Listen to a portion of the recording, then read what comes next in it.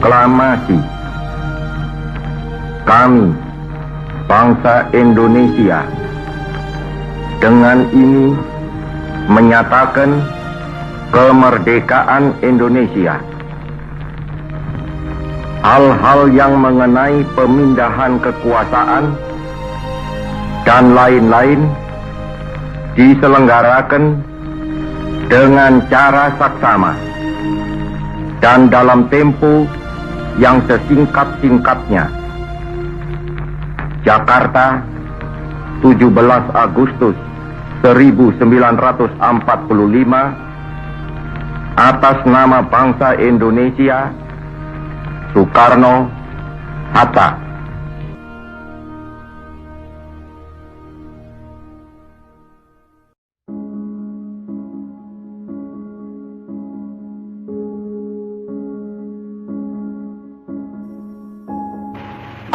I am the son of a people or a nation which has suffered from colonialism for 3 centuries and a half.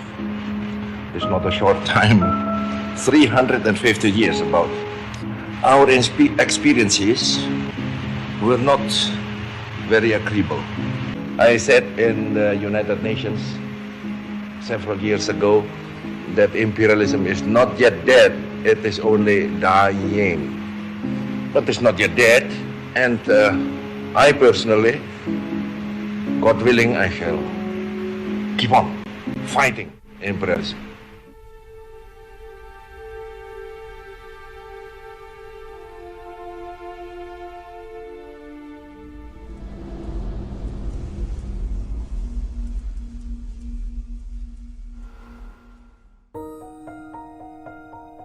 Cita-cita negara merdeka, bersatu, berdaulat, adil. Perhatikan semua itu. Lihat tujuannya. Lihat faktanya sekarang terjadi deviasi yang begitu lebar. Saya harus memberitahu kepada bangsa ini. Kenapa sekarang Indonesia mulai goyang?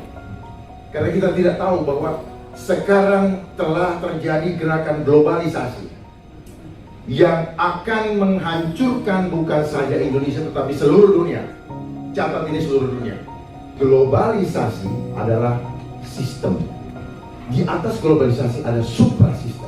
Programnya adalah money, power, dan control population. Money, dia sudah kuasai sistem ekonomi dunia.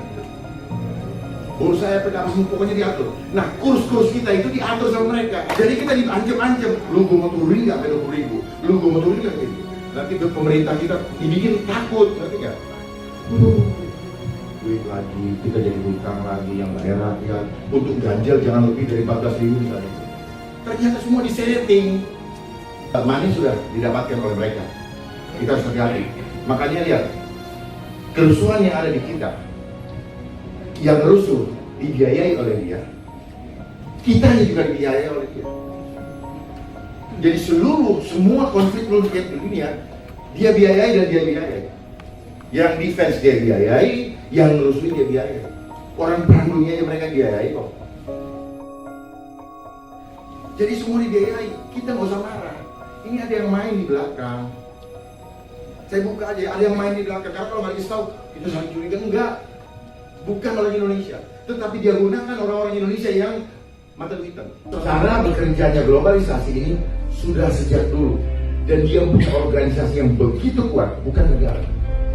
Non-state actor. Mereka bekerja secara terstruktur, sistematis, dan masif. Kenapa struktur? Karena dia punya organisasi besar dengan sistem perekonomian yang dia kuasai di seluruh dunia. Saya katakan ini bukan negara, tetapi adalah kekuatan yang mengatur negara untuk melakukan itu dan hanya boneka-boneka saja. Sistematis, karena mereka bergerak begitu halus, step by stepnya jelas, pelan-pelan, dan kita terhipnotis untuk ikut menerimanya. Karena apa? Menyenangkan untuk hawa nafsu. Tawarannya adalah macam-macam, ekonomi, tapi masuknya adalah mudah dan cepat. Kenapa? Manusia fisik seperti ini itu senangnya dikasih mudah, nggak senang yang susah. Makanya dia tahu secara psikologi dia kita akan di lock dengan sistem Jadi nggak bisa keluar dari sistem. Nanti pedagang tradisional di pasar-pasar tidak akan lagi ketika uang kertas tidak berlaku lagi. Lalu tegal, tukang rokok, semua pokoknya kalau nggak pakai sistem elektronik nggak bisa berdagang, dan itu akan terjadi. Itulah prosesnya, itulah cara sistematis. Pertama kita dikasih gratis Rp1 gratis 2 bulan. Setelah itu dia mulai ketika semua orang terpaksa pada ilmu sekarang. Dan suatu saat ini akan dipasang chipnya di badan kita. Itu pasti. Pasti. Kalau yang bilang tidak pasti, kita dibohongi. Pasti. Masif. Karena mereka semua bergerak di seluruh dunia. Di dalam seluruh sendi kehidupan. Tidak ada yang lolos. Termasuk handphone yang Bapak Ibu pegang sekarang. Ini adalah alat mereka untuk melakukan propaganda seluruh dunia. Setelah itu apa? Gelombang elektromagnetik yang ada di sini, dia merusak struktur DNA dari setiap sel-sel tubuh manusia. Struktur DNA ini kemudian dia merusak membrana sel. Membrana sel akan menghasilkan enzim-enzim negatif atau beracun, dan hormon-hormon itu yang akan mempengaruhi mindset kita.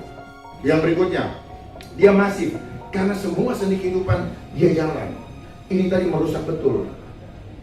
Anak-anak sekarang gampang dibully. Kenapa? Dia tidak sadar lagi bahwa dia makhluk ciptaan agung dari Tuhan. Begitu dibilang kamu jelek, dia berpikir bahwa ya aku jelek sampai mati. Dan saya tidak bisa berbuat apa-apa karena dia jelek. Ini kan manipulasi mindset. Jadi dia punya pola adalah gini. Propaganda ketakutan, ISIS, terus terorisme di mana-mana, Taliban, itu propaganda mereka dan keluar dari mereka. Jadi kayak musang berbulu domba. Bahkan di negara kita juga sudah masuk ke sendi-sendi kebangsaan. Propaganda yang dilakukan adalah propaganda ketakutan. Itu berlangsung di seluruh dunia. Dan propaganda ketakutan adalah caranya iblis. Dan ini berlangsung sejak dunia ini ada. Ketika Adam dan Hawa dibuang, di situ muncul ketakutan. Jadi kenapa ada rasa ketakutan dalam diri kita? Itu sejarah awalnya. Dia bikin ketakutan. Supaya apa? Supaya otak purba kita mulai berpikir, waduh, apa yang saya harus lakukan dengan keadaan yang seperti ini ya? Mulai berebutan. Tetapi orang yang tidak kuat tidak akan memperoleh ini. Akhirnya kekuatan-kekuatan yang besar saja yang menguasainya. Tujuannya apa? Kekuatan besar itu adalah bagian daripada mereka, elit-elit global yang ingin menguasai dunia ini. Tahun depan ekonomi akan jatuh. Itu cara menakut-nakuti manusia. Membuat kita berhitung matematika. Oh iya, kalau tahun depan jatuh berarti saya harus begini-begini. Saya panik, saya harus korupsi, saya harus segala macam. Itu yang mau diciptakan. Jangan kita dibawa dengan pemikiran barat. Jangan kita dibawa pemikiran timur. Kecanggihan teknologi yang ada hanya untuk membuat pusat perhatian kita beralih. Tetapi dia punya hidden agenda. Apa itu hidden agendanya? Mau memanipulasi mindset kita. Saya yakin betul. Ini desain semua. Ujung-ujung daripada semua perjalanan ini adalah rencana terakhir. Adalah life engineering. Mereka tidak pernah munculkan, cari di Google tidak akan dapat. Karena memang disembunyikan. Coba boleh dicari, tidak ada. Di situ hanya social engineering. Jadi life engineering, kehidupan kita pribadi ini yang akan di-engineer. Kenapa? Kita bukan barang, tetapi mereka mau bikin kita seperti barang. Adalah apa? Life engineering. Dan ini mengatur sistem. Nanti kalau ini sudah terkoneksi semua sistem, maka kita akan dikontrol dari sana. Dan untuk menyelenggarakan supaya sistem itu terkonek, kemudian nanti kita dipinjemin uang untuk menyelenggarakan agendanya. Setelah selesai, kita dikontrol, pinjaman jadi hutang. Hebat kan? Jadi ujung-ujungnya adalah life engineering. Seperti apa life engineering? Semua kehidupan kita mau dikontrol. Perilaku kita berubah menjadi manusia yang tidak lagi menjadi manusia yang sejati atau makhluk luhur akhlaknya, tetapi kita akan dibuat seperti robot. Tidak punya cipta, tidak punya karsa, tidak punya rasa. Untuk menyamakan sistem seluruh dunia. Dan mereka standarkan segala literatur, apapun yang kita pegang sekarang, sepanjang itu ngambil dari luar, itu adalah cara mereka memanipulasi kita punya konsep berpikir. Jadi sekarang kita di sekolah-sekolah dari dulu, Perang Dunia 1, Perang Dunia 2, kita dibodoh-bodohin kan. Mana ada Perang Dunia Tuhan bikin berjilid? Rupanya disetting supaya semua kita yang sekolah, oh Perang Dunia. Jarak dari bumi ke matahari sekian. Emangnya dia pernah ke sana? Dari bumi ke matahari dia nggak pernah ke sana. Bohongin, ya, dibohongin semua kita. Ya, kenapa saya harus tegas katakan itu? Biar nggak ada toleransi untuk ketidakbaikan, untuk kebohongan. Karena itulah cara memanipulasi. Ya. Sumber daya alam akan habis, bohong. Sepanjang kita hidup, Tuhan akan berkati kita. Bohong itu. Minyak akan habis, bohong. Minyak itu seperti mata air, kapan aja Tuhan mau bikin ada. Persoalannya kita jauh dari Tuhan. Konsep-konsep yang mereka tawarkan juga semua dengan hitungan matematika. Supaya orang tidak perlu memikirkan Tuhan, tidak perlu untuk menjauhkan keimanan manusia dari kemahakuasaan Allah Subhanahu wa Ta'ala. Itu cara mereka. Ujung-ujungnya dari light engineering membuat kita mau dibawa ke konsep ateis. Bahwa hidup manusia ketika kau di dunia, kau jangan mikirin kekuatan supranatural. Nggak bisa. Makanya akan bentur. Catat kata-kata saya, kalau kita tidak waspada, kita bisa berantakan semua generasi muda. Saya mengajak kita untuk melihat ke depan, karena kalau kita melihat ke depan, kita tahu apa yang akan terjadi di sana. Kita bisa membuat langkah-langkah strategis untuk menghadapinya. Nah, Indonesia punya jawaban dengan konsep luhurnya Nuswantara. Nu adalah makhluk, Swa adalah mandiri, Anta adalah menuju, dan Ra itu Tuhan. Jadi makhluk mandiri menuju ke Tuhannya.